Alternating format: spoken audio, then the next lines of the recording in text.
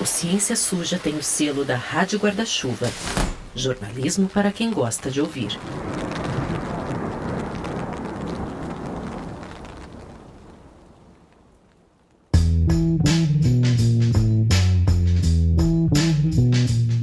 Oi, gente, tudo bom? Só para avisar que esse episódio faz parte de uma parceria com o Observatório de Políticas Científicas do Instituto Questão de Ciência, o IQC, e tem apoio do Instituto Serra-Pilheira. O observatório tem o objetivo de estimular o uso de evidências na elaboração de políticas públicas de ciência e tecnologia no Brasil. Os episódios dessa parceria, e são 6 episódios, têm um formato de mesa-cast, de debate, que é diferente dos nossos episódios regulares da segunda temporada, que tem aquela pegada mais narrativa que você já está acostumado. Esses episódios de debate, os mesacasts, eles vão ser publicados às quintas, a cada 15 dias, intercalando com os episódios regulares. Tomara que você goste!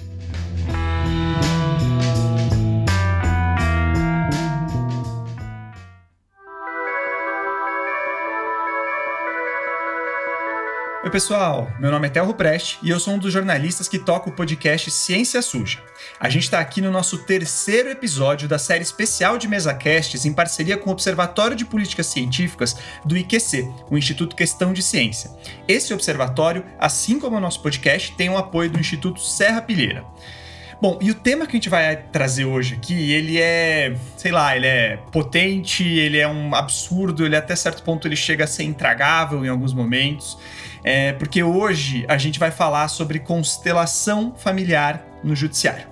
E essa pseudociência tem sido aplicada no sistema judiciário brasileiro como uma forma de mediação de conflitos com o aval do Conselho Nacional de Justiça, que regulamenta os métodos alternativos ou supostamente adequados e consensuais para a resolução de conflitos.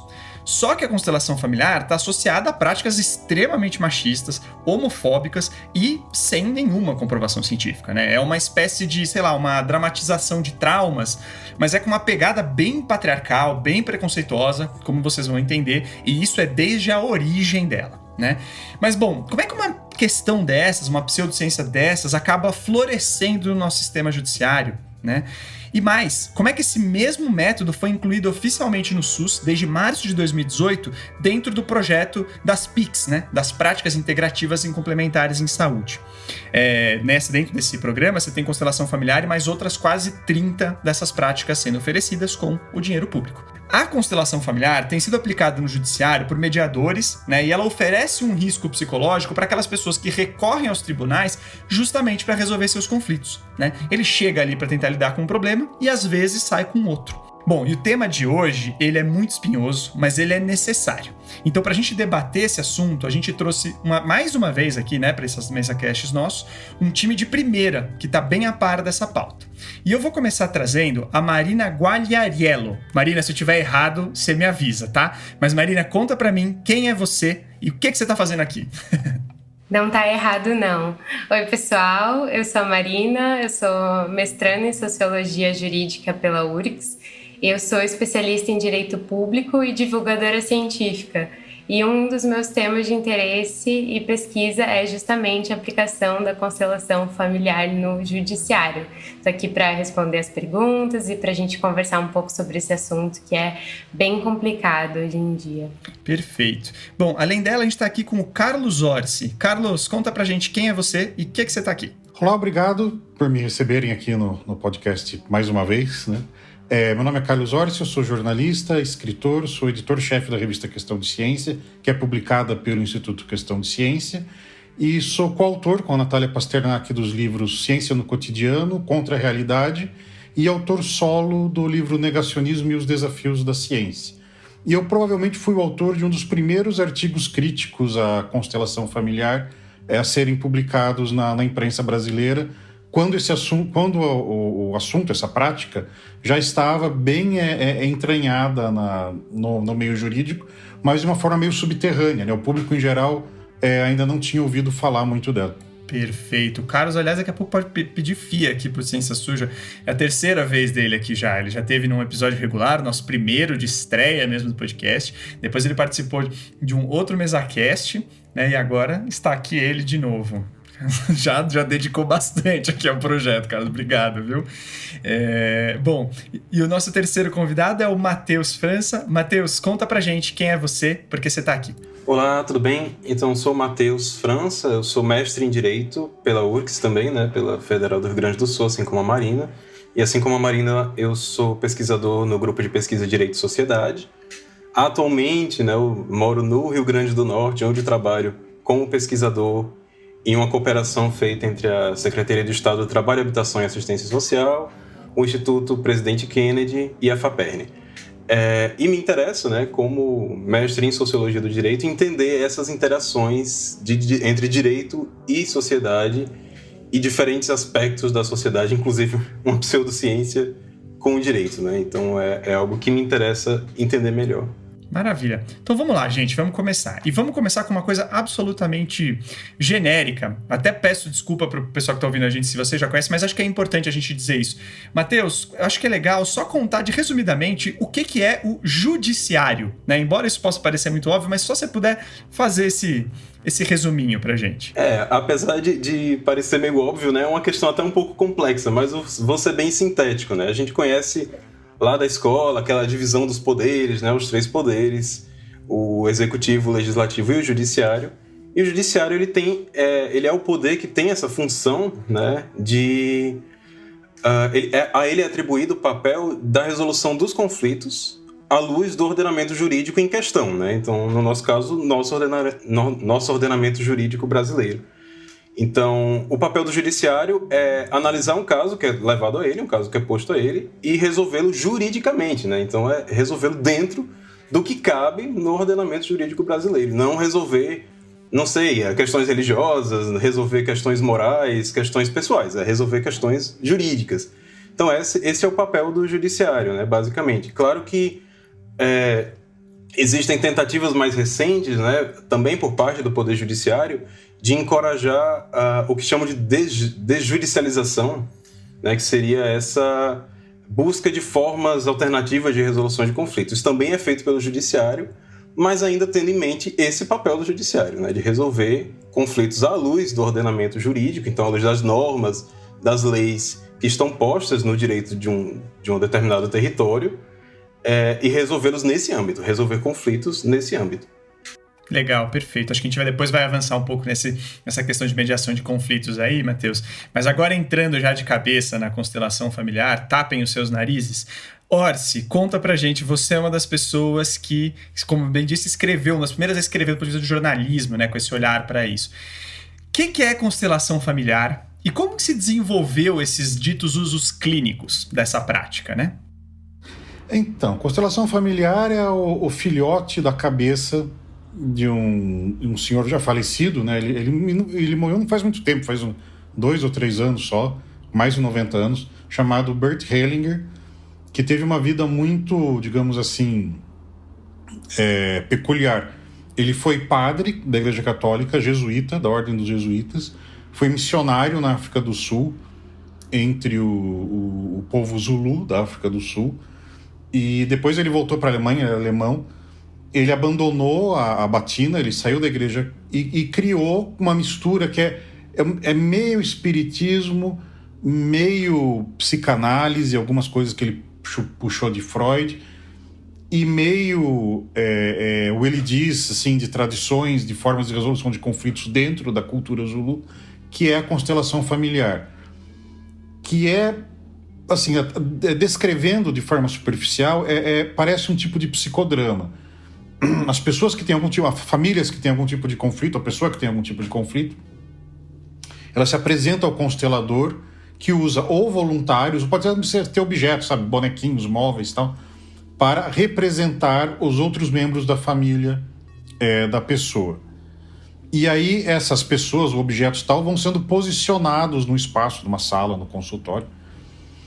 E dependendo das posições relativas em que essas pessoas, objetos param, daí o nome constelação, quer dizer, né, um conjunto de pontos formando um determinado desenho, o constelador interpreta as raízes dos problemas de seu cliente, de seu paciente. Problemas disso. Primeiro, não existe nenhuma validação científica, clínica, de que isso realmente ajude em alguma coisa.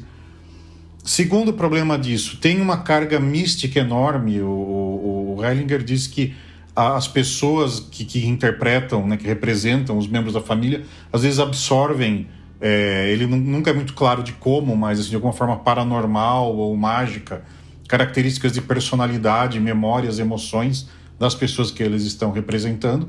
Até membros mortos da família acabam tendo influência. Então, por exemplo, se a pessoa tem um irmão que morreu na infância, ou mesmo se a mãe da pessoa, do cliente, teve um aborto, perdeu um filho, o espírito desse irmão morto também acaba tendo que ser representado ou aparecendo lá.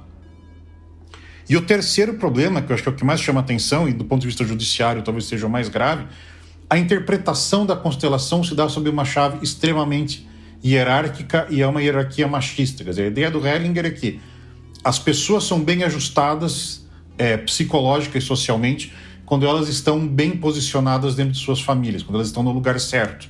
E o lugar certo das pessoas na família é um lugar dentro de uma hierarquia que tem como ponto máximo o pai.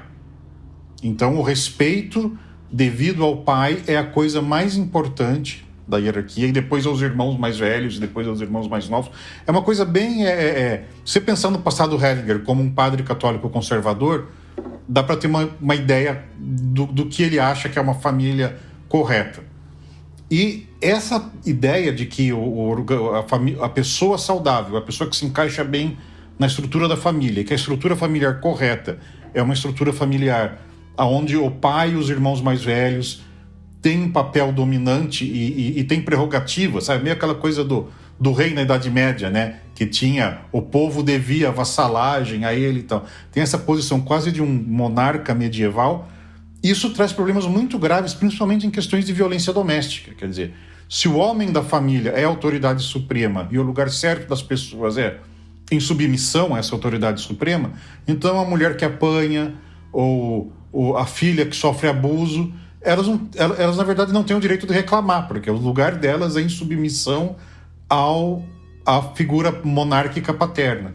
E se você transfere isso para o judiciário, para a resolução de casos de violência doméstica, de guarda de crianças, etc., já dá para ter uma ideia do tipo de dano que isso traz, né? Pois é, né? Já queria falar, até a Marina acho que é super adequada para trazer esse olhar para o judiciário, mas também acho que...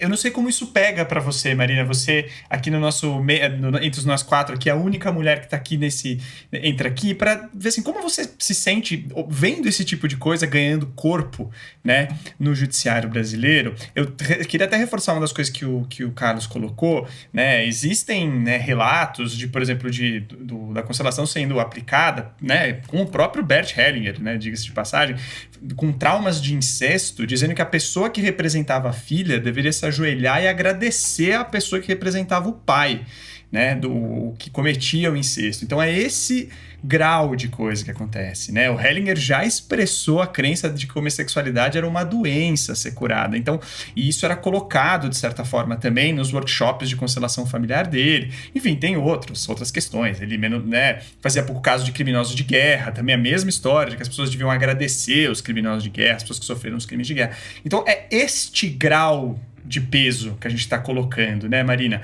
Conta um pouco, assim, como você recebe isso e depois também, por favor, né, como é que isso acabou ganhando tração no judiciário, né? Bom, não tem como ouvir esse tipo de afirmação e ficar tranquilo e achar que é normal, é mais um lugar onde todas essas questões que estão permeadas em sociedade são reproduzidas e reafirmadas e, obviamente, até as religiões que são reproduzidas, né, os aspectos religiosos e os aspectos são todos de religiões brancas, né, nunca é de uma religião afrodescendente, nunca é de uma religião indígena.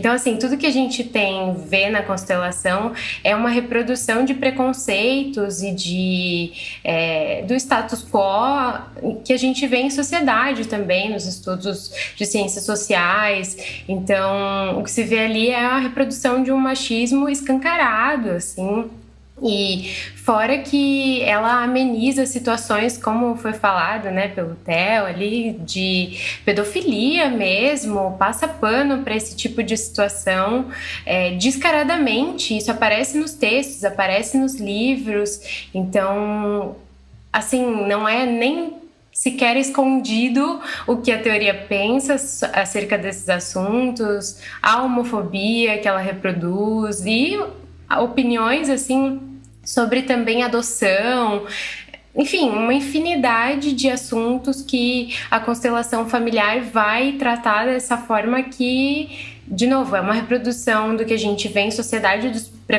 de preconceitos absurdos da forma mais transparente imaginável, assim, tá lá nos livros, é reproduzido também nas conferências, né? Existem conferências que o Bert Hellinger já deu e ele fala isso claramente e está sendo aceita abertamente não só pelo judiciário, mas também de forma clínica, tem sido usada, né, amplamente aí na sociedade brasileira.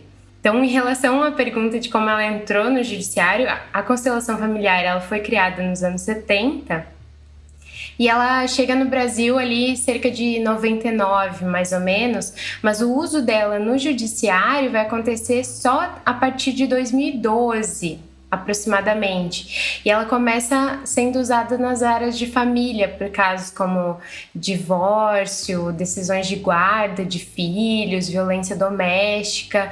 E tem bastante destaque para uma figura central, que é o Sami Storch, que ele fez o curso com Bert Hellinger e propôs essa aplicação, então, da constelação familiar nas varas de justiça, iniciando pela vara em que ele atuava como juiz.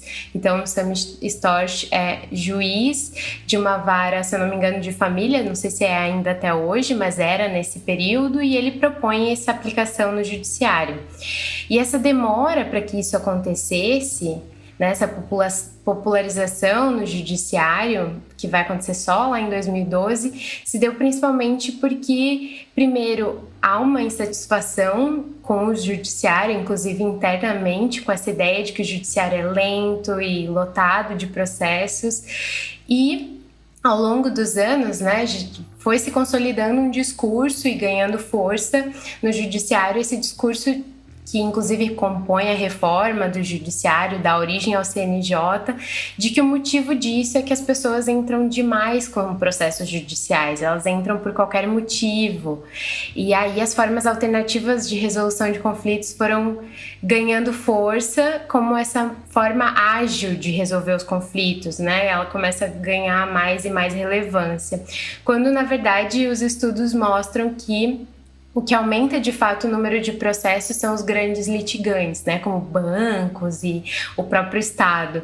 Então se cria essa válvula de escape para que o cidadão comum vai redirecionando as suas demandas. E ali em 2010, então, o CNJ cria a Resolução 125, que é amplamente mencionada pelo pessoal que aplica a constelação familiar no judiciário. Porque essa resolução, ela abre para qualquer forma de resolução alternativa de conflitos para ser usada no judiciário, justamente como essa válvula de escape para os processos. Então, ela traz muito poucos critérios. Por exemplo, ela traz que deve haver um treinamento de quem for aplicar quaisquer métodos de resolução alternativa, mas não explica o que esse treinamento deveria ser, quais métodos são possíveis. Então, há muito mais um incentivo de que se apliquem formas de resolução alternativa de conflitos do que, de fato, ali um filtro, uma preocupação com a qualidade desse formato. Então, existe, por exemplo, nessa mesma resolução, uma pressão para que os juízes implementem formas alternativas de resolução de conflitos, e isso é critério para promoção desses magistrados no judiciário. Então, é muito mais uma pressão para que se apliquem essas formas de qualquer formato possível do que realmente um filtro para que se aplique a melhor o melhor formato possível para as pessoas, o que for mais útil, o que for mais, não sei, comprovadamente funcional para as pessoas. Então, pouco tempo depois dessas resoluções, vários métodos foram sendo aplicados e a constelação familiar teve ali, então, um terreno fértil para se estabelecer e se espalhar. Com isso, claro, os lugares foram aderindo, as defensorias, algumas varas, e hoje é bastante difundido, assim, na própria OAB existem várias comissões de direito sistêmico, então hoje em dia no Brasil é bem difundido no judiciário, várias pessoas, se for perguntar assim aleatoriamente, já ouviram falar, é algo que ganhou mais e mais espaço. E as pessoas acabam, ao invés de ter direito a um processo complexo, com todos os seus direitos e garantias, acabam sendo incentivadas a experimentarem essa técnica que não tem comprovação, os meus colegas já falaram bem aqui, né? Não tem comprovação nenhuma de ser realmente benéfica e a gente não sabe as consequências, que podem inclusive ser bem mais sentidas por aquelas pessoas que não têm a possibilidade de ter ali do lado um advogado, que vai orientar aquela pessoa a evitar esse tipo de resolução alternativa, porque não tem comprovação, que poderia dar ali algum tipo de instrução para aquela pessoa. Então, todo mundo que não tem recursos ou informações suficientes para entender do que isso se trata, o que de fato é a constelação, acaba sofrendo, consequentemente, muito mais com essa, digamos assim, esse empurrãozinho que o judiciário dá para que as pessoas optem por esse formato e não pelo tradicional. Pois é, eu fico imaginando uma vara de família com esse tipo de abordagem, acho especialmente difícil de imaginar isso. Matheus, a gente já colocou o nome do Sam Storch aqui, mas eu queria entender se existe algum lobby dentro dessa prática, dentro das esferas dos nossos poderes dos nossos poderes, se o Conselho Nacional de Justiça chega a endossar, ou se é uma coisa mais no formato do que a Marina trouxe, né? O que você acha? Então, sobre a questão do lobby, né, no Brasil nem sempre é muito fácil mostrar, né, como funciona uma forma de lobby, ou mostrar, né, como, digamos, escancarar as evidências de que existe um lobby. Não é tão simples assim, né? Mas, primeiro, né, a gente tem que ter em mente que constelação familiar envolve a movimentação de muito dinheiro. Constelação familiar e o direito sistêmico, né, que é como chama a marca registrada da constelação familiar mais judiciário, mais, enfim, operação do direito aqui no Brasil. Movimenta bastante dinheiro. Então, se a gente for pensar só no judiciário, né, então, esquecendo, por exemplo, clínicas, né, que oferecem como uma espécie de terapia a constelação familiar, se a gente for pensar só no judiciário, existe uma série de cursos de formação, cursos preparatórios, cursos de aperfeiçoamento, ou às vezes um curso só para promover uma reflexão. Se a gente abre sites, né, se a gente abre portais dos principais cursos que oferecem algum aprendizado sobre constelação familiar, a gente vai encontrar sobre uma gama de situações. Então, constelação familiar para direito do trabalho, constelação familiar para empresas, constelação familiar para amamentação. Você encontra uma diversidade de combinações que são oferecidas em cursos que não são tão baratos. Então, a gente tem que saber que, primeiro, né, primeiro ponto, movimenta dinheiro, né? Algo que movimenta dinheiro. E eu acho que uma boa ilustração disso foi a audiência pública que aconteceu, né, no Senado. Já tem um tempo, mas foi esse ano, né? Essa audiência foi promovida pelo senador Eduardo Girão. E, a princípio, né, a audiência, os convidados do senador Eduardo Girão eram sempre pessoas, são pessoas, né, todos são pessoas que oferem lucro com a prática da constelação familiar. E, a princípio, nessa audiência pública, só essas pessoas, né, tinham sido convidadas.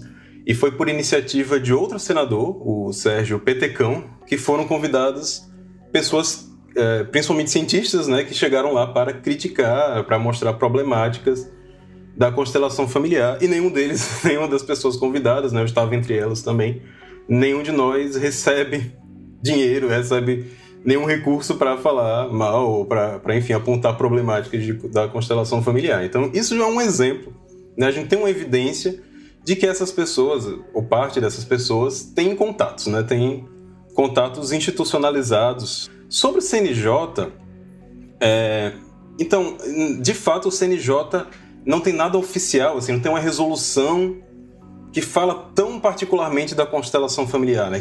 Mas tem essas resoluções, como a Marina falou, sobre os meios alternativos de resolução de conflitos e isso acaba subsidiando, isso acaba dando base para a aplicação de constelações familiares no judiciário. No entanto, também é verdade que há um tempo, né, o próprio Sami Stosh, ele fez um texto, ele publicou como artigo, se eu não me engano, num periódico lá vinculado à comarca em que ele trabalha. Eu posso estar enganado, mas eu tenho quase certeza que sim. E nesse texto ele mostra alguns resultados, né, uma lista, assim, uns tópicos com os resultados. E é verdade também que esse texto foi bem encorajador para o CNJ, né? Inclusive o Sami foi homenageado, né? Ele foi bem cumprimentado pelo CNJ pela aplicação de constelação familiar como um meio alternativo de resolução de conflitos. Então, embora não haja resoluções do CNJ sobre isso, né? Várias posturas do CNJ indicam uma certa empolgação com essa ideia, né? Principalmente partindo dessa proposta de baixar a pilha, né? De adiantar, de acelerar a resolução dos processos, né? Então, fazer que processos cheguem ao seu fim o mais rápido possível. Então, dentro dessa proposta, deu para perceber que o CNJ se empolgou bastante com essa ideia. Recentemente, né, o CNJ chegou principalmente após algumas controvérsias que saíram na mídia, o CNJ se posicionou, fez uma nota dizendo que iria avaliar, iria ver o que poderia ser feito, está estudando uma regulamentação, alguma forma de controle, mas foi o único pronunciamento nesse sentido e nada muito concreto também, né? Nada muito robusto. Se eu recebesse 1 centavo para cada nota que eu recebi de assessor de empresa falando, nós vamos avaliar tal coisa, hoje, olha, dava para patrocinar uns boas temporadas de podcast Ciência Suja, viu, Carlos? Não sei você por aí.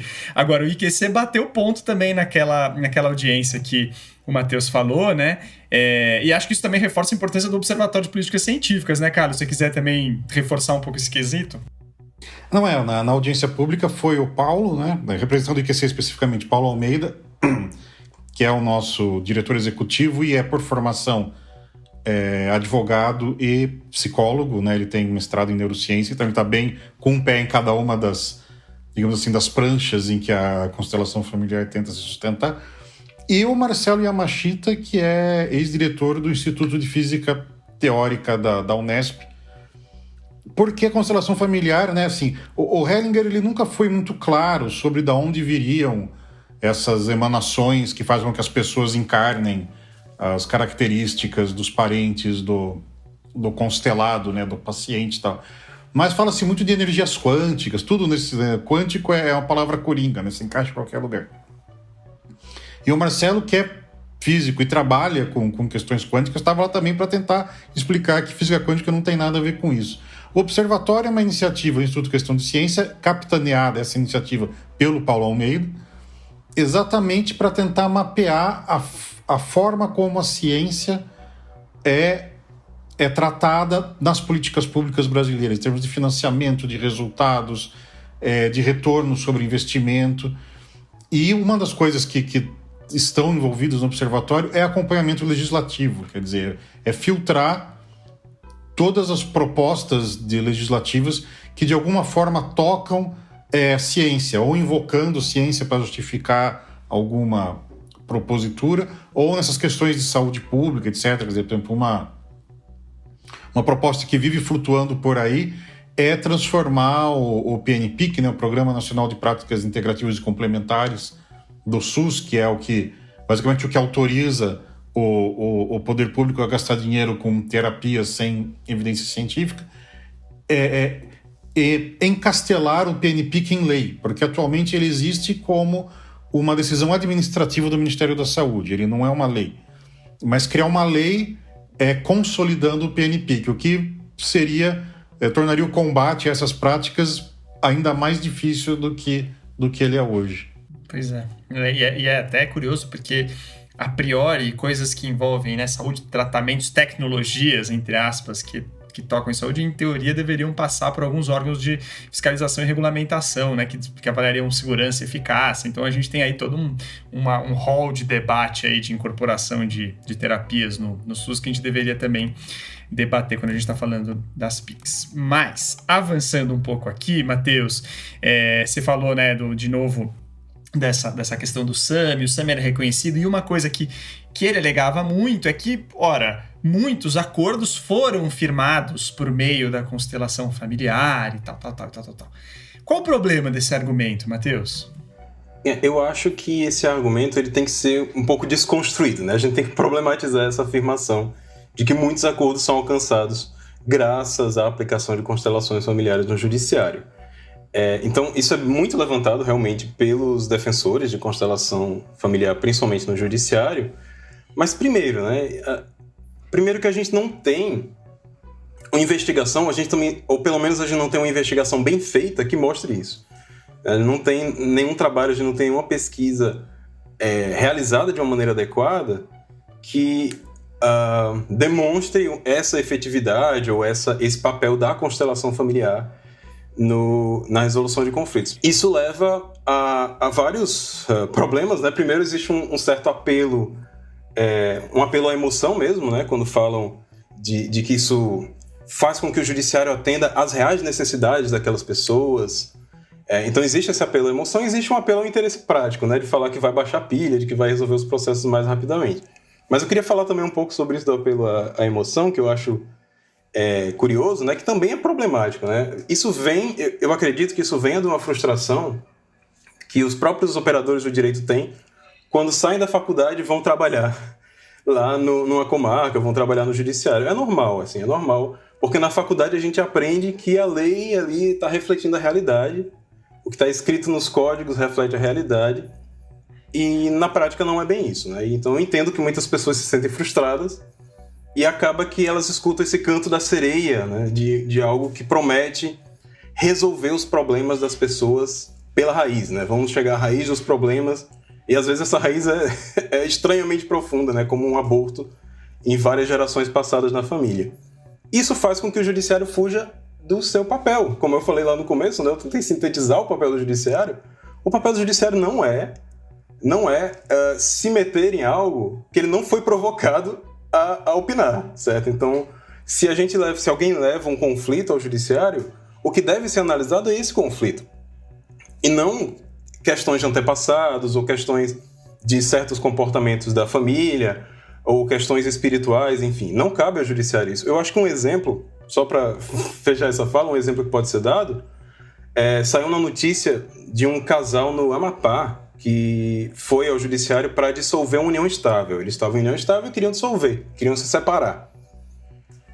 Fizeram constelação familiar, né? Eles foram submetidos aí a sessões de constelação familiar, e os mediadores estavam determinados, melhor dizendo, a reunir esse casal. Então, as sessões foram conduzidas com esse propósito. Então, algo que é extremamente simples, juridicamente falando, então algo que podia ter acabado rapidamente, que é a dissolução de uma união estável, ambos queriam dissolver a união estável, foi levado à constelação familiar com o intuito de juntá-los, né, de que eles desistam da dissolução da união estável. Inclusive, na própria reportagem, agora eu não vou lembrar de que portal veio essa reportagem, mas eu acho que é do G1 mesmo. Eles falam, tem entrevistas com os mediadores, né, e eles dizem que em um dado momento, né, um dia perguntaram, vocês pensam, já que vocês agora estão se reconciliando, vocês não pensam em casar? E eles disseram, não, a gente não quer casar, né, a gente está se entendendo, mas a gente não quer casar. E eles disseram, não, tudo bem, mas voltem aqui amanhã e lembrem de vir bem vestidos. E quando essas duas pessoas voltaram no dia seguinte, tinha uma festa de casamento surpresa preparada para elas pelos mediadores. Então, olha só, o judiciário não é casamenteiro, né? O judiciário não é um Santo Antônio, não é um Cupido. Não é papel do judiciário, né? A gente está extrapolando o que ele poderia fazer. Inclusive, é curioso, né? Isso é contado na notícia. Eu acho que muitos leitores vão terminar de ler com aquela impressão de olha que história bonitinha, né? Olha só um casal que se reuniu, que se reconciliou e se casou, né? Era uma união estável, eles se casaram.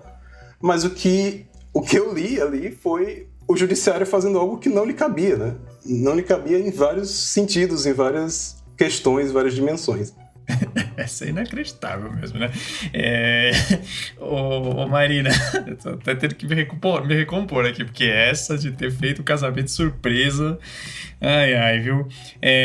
Mas, bom, tem uma questão, né, que pela falta de existem até 3 maneiras diferentes, né, pelo que a gente deu uma olhada aqui, a Clara Marques deu uma olhada no portal do Jus Brasil, para a utilização dessa técnica da constelação familiar dentro das questões jurídicas, né? Eu queria que você, dentro do possível, falasse disso e falasse também desse outro lado, né? Porque o Matheus trouxe assim, essa aqui pode ser uma história bonitinha. Agora, essas 3 técnicas, no fim das contas, elas podem, vamos dizer, piorar resoluções dos casos, né? Trazer efeitos, vamos dizer, negativos para quando a pessoa que chega ali tentar mediar uma questão? Essa questão de formas de aplicação da constelação familiar aparece em alguns artigos como uma forma de sugestão de como a constelação deveria aparecer no judiciário, deveria ser aplicada. Mas eu acho que é um rol exemplificativo, digamos assim, em um artigo que não tem método científico, não foi testado, não tem nenhum tipo de experimento, como na verdade são a maioria dos artigos que defendem a constelação familiar sendo aplicada no judiciário. Fica aberto aqui o convite para quem tiver interesse, dá uma busca no Google Acadêmico mesmo e dá uma olhada na qualidade desses artigos, né? Que a maioria não vai ter método científico, vai ter só essa defesa cega mesmo da constelação familiar. Então, em um desses artigos, por exemplo, vai se sugerir esses formatos de aplicação da constelação. Seria postura sistêmica fenomenológica, né, onde o mediador, ou advogado, ou conciliador, ou até mesmo o magistrado deveriam interpretar o conflito através da visão sistêmica, que, pelo meu entendimento aqui, seria seguir com o processo, mas permear o processo de interpretações a partir dessa teoria do Hellinger. Então, bem perigoso isso, né? Porque a pessoa, será que ela vai saber que está sendo julgada sob esse viés específico da constelação familiar, né? É absurdo pensar isso em termos de processo civil, por exemplo, no judiciário, né? A outra sugestão seria uma intervenção com frases ou exercícios ou dinâmicas sistêmicas, e a terceira intervenção que é sugerida seria a aplicação da constelação de forma concreta, né? Como a gente já conversou aqui com essa encenação do caso, e aí a pessoa seria de fato avisada, né, que está acontecendo uma constelação familiar. Mas o risco de se aplicar quaisquer uma desses tipos, tirando o que eu falei, né, no primeiro caso, talvez a pessoa nem saber que está sendo interpretada sob esse viés, é justamente submeter as pessoas a esse formato, essa fórmula que não tem comprovação, que nunca foi testada de maneira científica, da qual a gente não sabe quais são as consequências que podem ser geradas, emocionais, né, psicológicas, enfim, para essas pessoas, e ser realmente essa prática que adota preceitos religiosos, né, que em termos de direitos a gente poderia argumentar que ela viola a liberdade religiosa das partes, né, ainda mais nesse primeiro formato, onde as pessoas não saberiam que estão sendo interpretadas dessa forma, ou mesmo qualquer pessoa que não conheça a constelação e aí vá ter ela aplicada para si. E todas essas visões preconceituosas que a constelação traz, que são perigosas, né? A gente sabe que no Brasil morrem pessoas da comunidade LGBTQIA+, todos os dias. A gente reproduzir isso mais e mais, inclusive dentro do judiciário, institucionalizar esse tipo de pensamento é perigoso, sim, né? Então, essa visão em relação às mulheres também não é o melhor cenário que a gente poderia imaginar. Perfeito. E aí, Hortz, eu não sei o que você acha disso, mas assim, a Marina chegou a tocar nisso, né? Às vezes a pessoa que está no judiciário, eu não sei se ela tem vamos dizer, o estofo científico necessário, e nem sei se ela deveria ter. É isso, assim, eu não sei se ela deve ter formas de buscar esse tipo de informação. O que eu queria ver contigo, na verdade, é isso, né? Assim, é como que a pessoa que está ali no judiciário, né, nas suas diferentes instâncias ali, como é que ela pode se abastecer melhor de ciência, né? Como é que ela acha o artigo do Hortz, o artigo das pessoas, para entender que, gente, né, não dá pra gente seguir com isso. Olha, assim, eu acho que a gente dá para decompor um pouco a questão. Quer dizer, primeiro, acho que existe primeiro é isso, quer dizer, é separar como, já foi dito aqui com muita propriedade, o judiciário existe para resolver certos problemas de uma certa maneira. Não é psicoterapia, não é aconselhamento conjugal. Mas eu acho que talvez, e aqui talvez esteja sendo injusto com a maioria dos juízes brasileiros, mas eu acho que existe uma certa tentação do juiz de se colocar como sábio, né? Aquela coisa do juiz salomônico. Vou mandar cortar o bebê no meio porque aí a mulher que chora mais é a verdadeira mãe. Quer dizer, ele se põe nessa posição do cara que vai resolver os problemas com sabedoria. Mas não é sabedoria, é aplicação da lei. Existe alguma sabedoria envolvida na aplicação da lei, mas o objetivo é a aplicação da lei. Quanto à questão da ciência, isso é um problema que é debatido até dentro do judiciário, né? Eu sei que, por exemplo, aqui no Brasil, eu sei que tem a professora Raquel Hurd, que até está entrando para o conselho do Instituto Questão de Ciência, que pesquisa exatamente isso, quer dizer, padrões de evidência do judiciário a partir da ciência, quer dizer, como que a forma como a ciência trata a evidência pode ser ajudar a iluminar o uso de evidências em processos judiciais. E eu acho que o juiz, quando ele precisa decidir questões de fato que envolvem ciência, quer dizer, existem áreas em que o uso de peritos, por exemplo, é muito comum, né? Casos envolvendo licitações, envolvendo fraude em obras públicas, perícia criminal, perícia em casos, né, que há cadáveres, outros tipos de crime, enfim. Então eu acho que, primeiro, o apelo aos peritos e a sair um pouco, isso é uma outra coisa também, do senso comum da cultura, porque também como já foi dito, nessa coisa da constelação familiar ser um viés, um olhar sob o qual o caso é analisado. Essa questão da decisão judicial, a aplicação da lei ser filtrada por vieses culturais é até certo ponto inevitável, mas eu acho que faria sentido o profissional do direito tentar escapar um pouco dos seus vieses particulares e procurar a informação científica correta que está disponível por aí. Quer dizer, consensos científicos são amplamente divulgados, ele não precisa consultar formalmente um perito, ele pode consultar uma universidade, pode se aconselhar com pessoas que entendem do assunto, que se dedicam a estudar o assunto.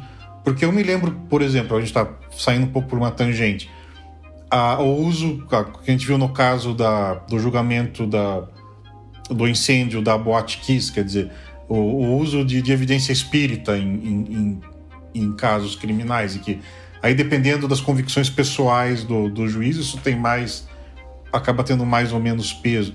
Essa necessidade do julgador, do juiz, dos operadores de direito, de transcenderem um pouco suas visões de mundo pessoais, é um problema, acho que não diz respeito só à constelação familiar, mas é um problema que precisa ser encarado, e eu acho que a forma do juiz fazer isso é, primeiro, um pouco de humildade, quer dizer, sair um pouco dessa posição de sábio, e de realmente procurar se informar com peritos, com pessoas que entendem e conhecem esses assuntos. E se deixar seduzir menos por retórica, né, por argumentos bonitos, mas que no fim podem acabar sendo falaciosos, pela opinião dos colegas. Isso é uma coisa em que talvez é muito parecido com a medicina, pré-medicina baseada em evidências, né, em que os tratamentos médicos eram basicamente que tratamento o médico vai recomendar? Aquele que os colegas disseram para ele que é bom. Eu acho que o judiciário ainda está muito nessa fase pré-baseado em evidências. Ele precisa evoluir para essa nova fase, como a medicina vem fazendo. Agora, Marina, a participação na constelação familiar, ok, ela não é obrigatória, ela é opcional.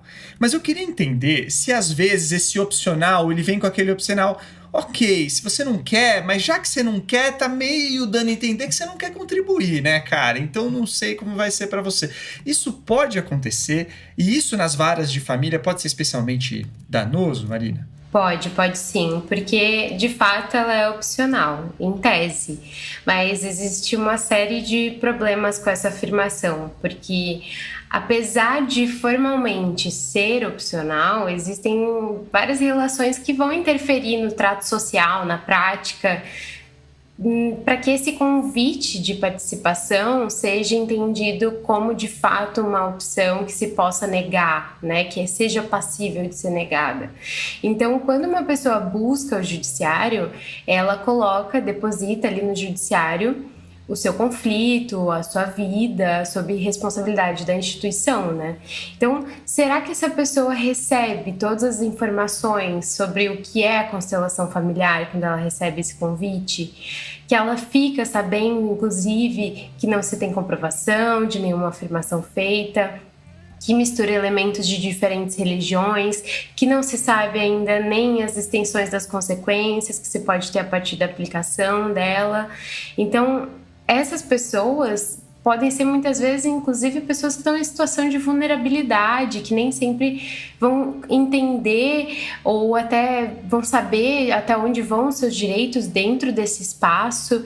Então, quais as consequências que podem ser enfrentadas caso elas se recusem, né? O judiciário geralmente tem aqueles espaços gigantescos, aquela arquitetura que assusta, né? Então, nem todo mundo se sente confortável nesse ambiente, frente àquelas figuras de autoridade para dizer não, né? E isso se reproduz em várias situações. Então, em casos de guarda, por exemplo, quem garante que os pais não vão aceitar qualquer sugestão que a justiça der para que sejam percebidos como melhores pais aos olhos dos magistrados, como alguém que colabora? Porque, afinal de contas, o que está em jogo ali é a guarda dos filhos, né? Não é talvez tão opcional assim quanto parece, né? E outra questão é que quando se oferece uma opção dentro do judiciário, o judiciário mesmo empresta sua legitimidade para a atividade que ele propõe, né? Então, poxa, quem é que vai imaginar que o judiciário vai sugerir uma prática sem comprovação científica, sem estudos suficientes para que se possa cogitar aplicar ela? E será que essas pessoas vão receber esse tipo de informação ou vão simplesmente aceitar porque elas confiam no judiciário? Inclusive, a própria aplicação no judiciário vai virar argumento para a constelação ser aplicada em outros lugares. Porque, olha só, foi aplicado no judiciário, né? Então, se é a mesma coisa o SUS, olha só, estão aplicando no SUS, o SUS abarca a constelação familiar, então quer dizer que é legítima, quer dizer que, poxa, se o Estado está dizendo que isso aqui é legítimo o suficiente para que a gente gaste dinheiro público nisso aqui, bom, então por que estaria errado, né? E a constelação é problemática na sua visão sobre uma série de temas e mesmo assim a gente legitima quando a instituição coloca ela nos seus espaços, legitima a existência, inclusive, dessa visão problemática, né, sob o teto do judiciário ou sob sendo abarcada pelo SUS. Então é muito complicado. Será que é mesmo opcional e será que as pessoas têm ampla noção de onde vão parar quando dizem sim ou não, né, para a constelação familiar? Pois é, eu ia falar exatamente isso, né? O próprio Ministério da Saúde, o SUS, né, de certa forma, empresta sua credibilidade para a constelação familiar quando coloca ali ela dentro das PICs, né? E a gente pode dizer o mesmo, a gente vai ter episódio sobre isso, gente, né?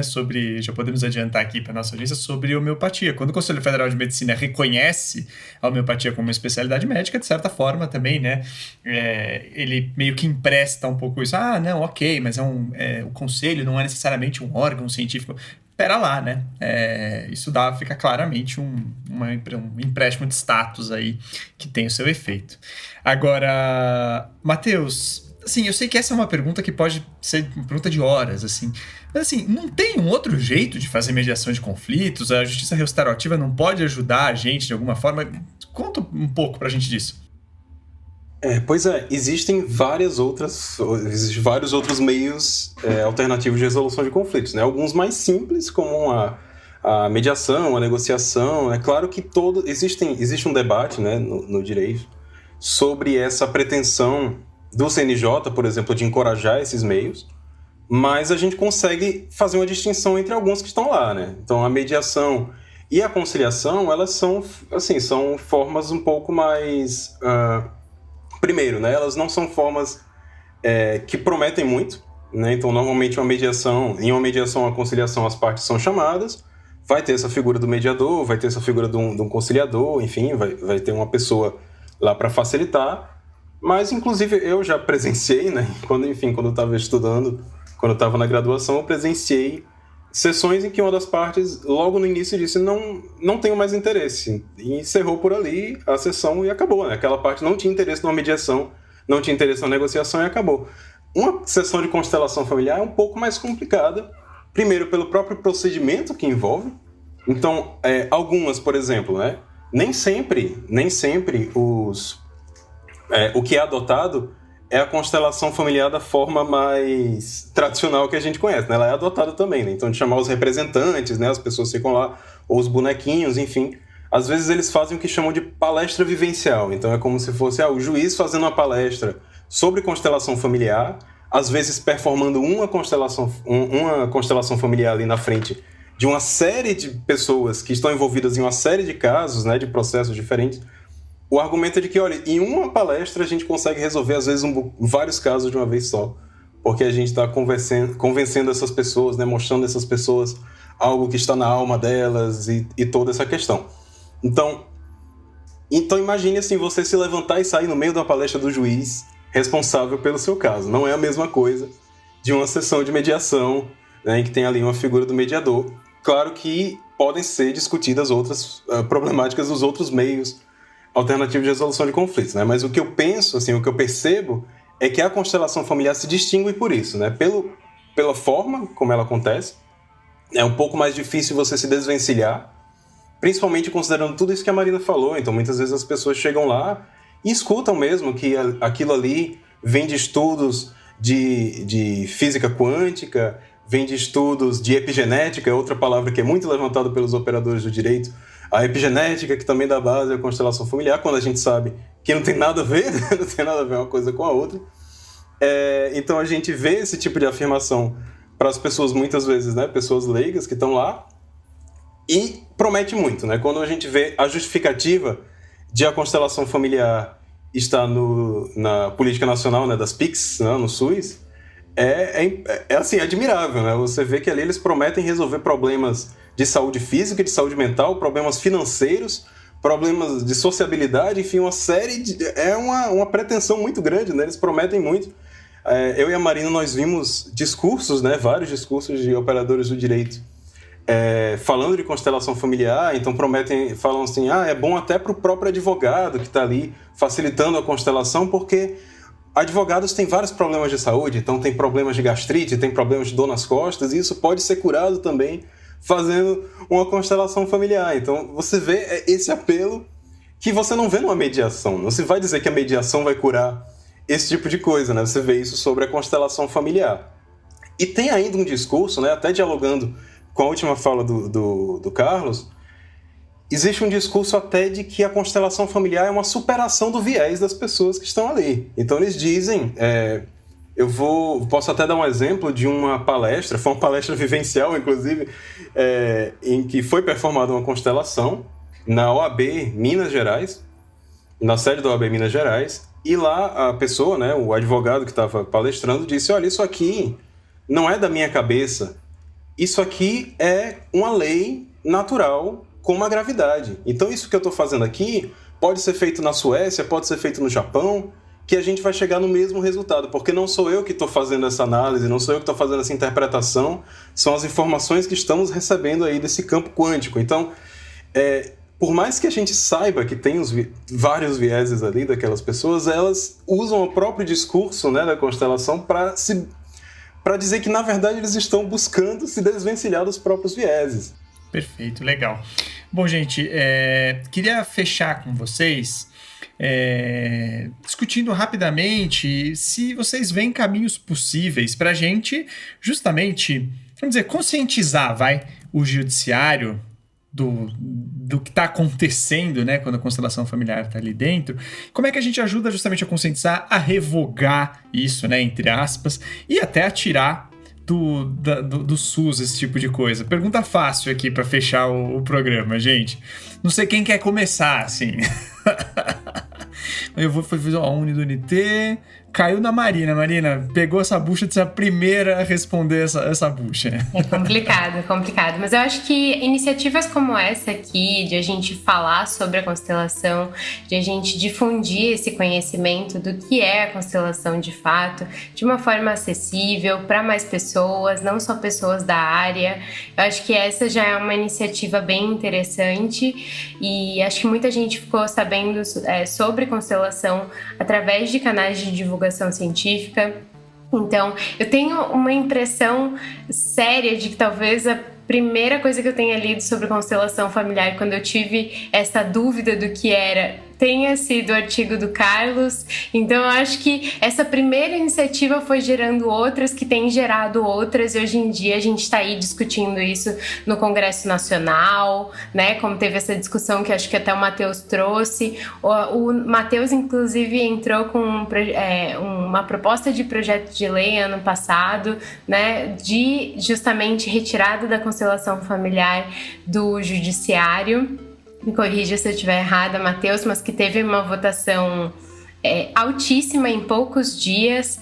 Então, parece que isso já tem surtido efeito, essa discussão da constelação familiar no judiciário, as consequências e o que é de fato isso já tem surtido alguns efeitos.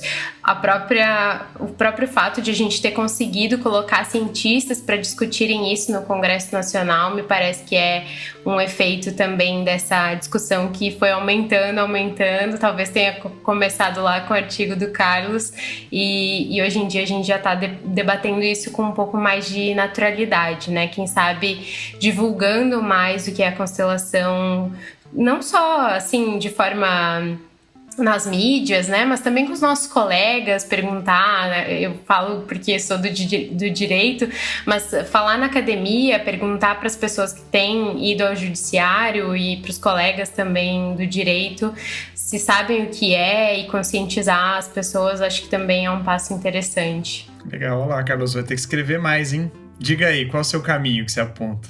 Olha, bom, primeiro eu queria agradecer, Marina, só ganhei o dia hoje que só com essa declaração dela de que ela talvez tenha começado a se interessar pelo assunto do meu artigo. Acho que é o melhor tipo de feedback que um jornalista pode receber, isso, saber que você acabou afetando até o rumo da carreira de alguém. Eu acho que talvez uma das assim, realmente, o caminho para tirar ela do judiciário é um caminho institucional, quer dizer, tem que ter algum tipo de resolução do Conselho Nacional de Justiça ou um projeto de lei aprovado no Congresso que realmente feche essa porta.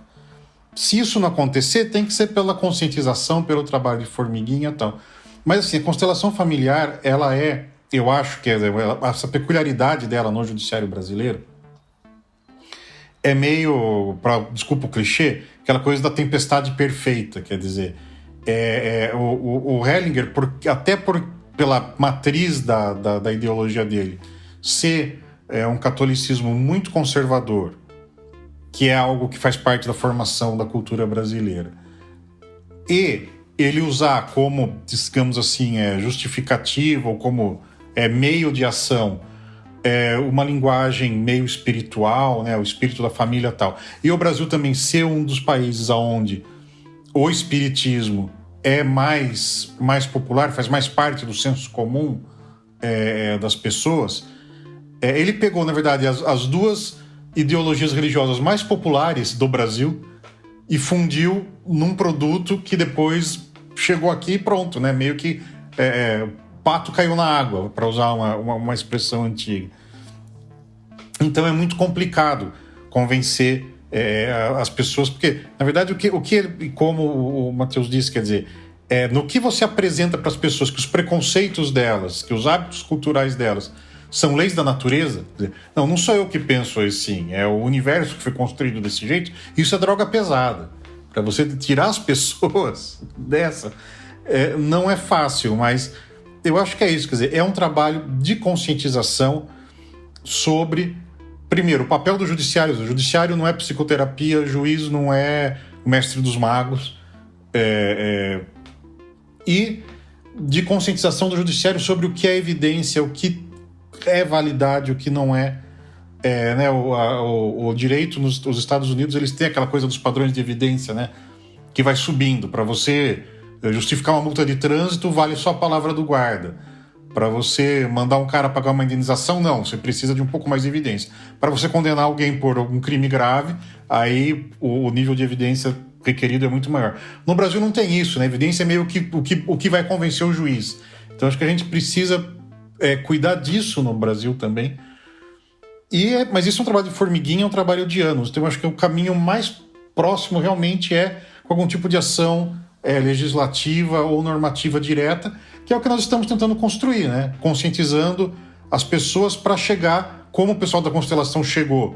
Como o Matheus disse, eles têm acesso a quem faz leis, eles têm acesso a quem baixa normas.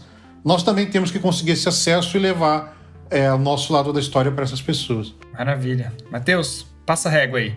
Então eu só... Primeiro, né, vou fazer as palavras dos colegas aqui, né? As minhas. Eu concordo com o que foi dito e sobre a ideia legislativa, né, que agora virou uma sugestão legislativa, eu propus, inclusive no momento que eu estava muito zangado com as constelações familiares, eu olhava essas coisas. E aí outras pessoas, né, a Marina também, né, nós em grupo conversávamos sobre isso e surgiu, né, essa ideia de propor uma ideia legislativa lá no Portal e Cidadania. Realmente, a gente tinha um prazo, se eu não me engano, de 3 meses para conseguir 20 mil votos, e em uma semana a gente tinha os 20 mil votos apoiando a ideia legislativa. Isso virou uma sugestão legislativa, e a ideia na verdade, que constelação familiar saia de instituições públicas no Brasil, né? Então inclui aí sistema de educação, né, como tem essas propostas, o sistema prisional, o judiciário e o SUS. Sou ciente de que é muito complicado, por via legislativa, a gente tirar algo do judiciário. Eu preciso fazer essa ressalva aqui, que não é tão simples, né? É uma intervenção de um poder no outro, né? Do poder legislativo no judiciário. Nem sempre isso é um caminho tranquilo. Porém, eu acredito que, somado a esse papel, né, de conscientização, então a gente está conversando sobre isso aqui, a gente conversa sobre isso em outros espaços, isso é um trabalho fundamental. Eu vejo assim como as primeiras controvérsias que surgiram sobre constelação familiar no judiciário já deram um rebuliço assim, entre as pessoas que defendem. Várias até foram meio que saltando do barco, às vezes até já procurando um nome novo. Vamos mudar o nome para tal coisa, porque constelação familiar pode ficar mal falado e tal. E realmente você vê assim umas propostas de usar outros nomes ao invés de constelação familiar no judiciário, ou mudar o molde, né, da coisa, então tentar adaptar. Então, o fato de muitas pessoas estarem falando sobre isso já deu uma assustada, né, deu um certo efeito, uma certa reação nas pessoas que defendem o uso de constelações no judiciário. E eu, pensando no judiciário, eu vejo que o ensino jurídico também tem a sua parcela assim, de responsabilidade nisso que está acontecendo, sabe, no judiciário. Eu acho que, somado a tudo que foi dito assim, pela Marina, pelo Carlos, a gente tem problemas do ensino jurídico. Eu saí do curso de Direito, e eu e a Marina já conversamos sobre isso também, já conversamos com outros colegas, a gente sai do curso de Direito sem saber o que é ciência, né? A gente escuta muita palavra ciência jurídica e não sei o que, mas a gente não sabe o que é ciência. Então, é muito fácil a gente também ser convencido de que qualquer coisa é baseada em evidências científicas, a exemplo da constelação familiar. Então, isso é uma preocupação, né, que eu tenho de pensar em como é feito o ensino jurídico e até a pesquisa, né, no direito. Não que esse modelo de pesquisa dogmática que a Marina falou seja culpado, seja totalmente errada, porque ela tem fins práticos, né? Ela ajuda, enfim, operadores do direito com suas funções. Mas essa confusão desse tipo de pesquisa com ciência acaba trazendo esse tipo de perigo, esse tipo de risco. Então, acho que esse papel de conscientização tem que acontecer também nos cursos de direito, né? E o que eu tenho percebido é mais o contrário. Eu tenho percebido a constelação familiar entrando em discussões dos cursos de direito, né? Eu vi tem curso de especialização, né? Pós-graduação, e vemos eventualmente isso sendo discutido em sala de aula na graduação também. Então, acho que marcar espaço, né? Ocupar esses espaços também vai ser uma etapa muito importante. Perigoso. É mais um ponto com a coisa do design inteligente que eu disse antes, gente, do criacionismo 2.0, porque eles entravam muito forte pelo caminho da educação, né? Tentavam passar essa ideia do design inteligente. Para quem se interessou, tem um episódio que a gente já fez sobre isso. A gente tá ali atrás, só dá uma olhadinha ali. Mas, bom, eu queria agradecer demais a vocês três, viu? Obrigado, Marina. Obrigado, Matheus. Obrigado, Carlos. E também queria agradecer todo mundo aqui que acompanhou a gente até aqui e deixar claro para vocês que a gente vai ter mais episódios especiais do Ciência Suja dessa parceria com o Observatório de Políticas Científicas do IQC. Vocês continuem com a gente aqui. Vocês, por favor, compartilhem para os seus amigos, né? Espalhem a notícia aqui do Ciência Suja, né? E reforçando para vocês, eu sou o Telro Prest, um dos criadores do podcast, junto com a Thaís Manarini, o Pedro Belo, o Felipe Barbosa. Nessa segunda temporada, a gente também teve a grande aquisição da Chloé Pinheiro. Temos aqui para esse projeto especial, com o Observatório na produção, a Clara Marques, a Clarinha, uma grande produtora, super obrigado. A gente também tem o apoio do Observatório de Políticas Científicas, como já disse, do IQC, que tem o patrocínio do Serra Pilheira, do Instituto Serra Pilheira, né? Assim como a gente mesmo do Ciência Suja. Lembrando que quinta que vem a gente já tem um episódio novo da nossa temporada regular. Muito obrigado para todo mundo. Acompanhe a gente nas nossas redes sociais, a gente está no Instagram, no Twitter e no Facebook. E também agora a gente tem um site, cienciasuja.com.br. Vai lá visitar a gente, tem a nossa carinha. A gente aos poucos vai colocando cada vez mais coisa ali e material complementar. Tá bom, gente? Muito obrigado. Até quinta que vem. Tchau, tchau.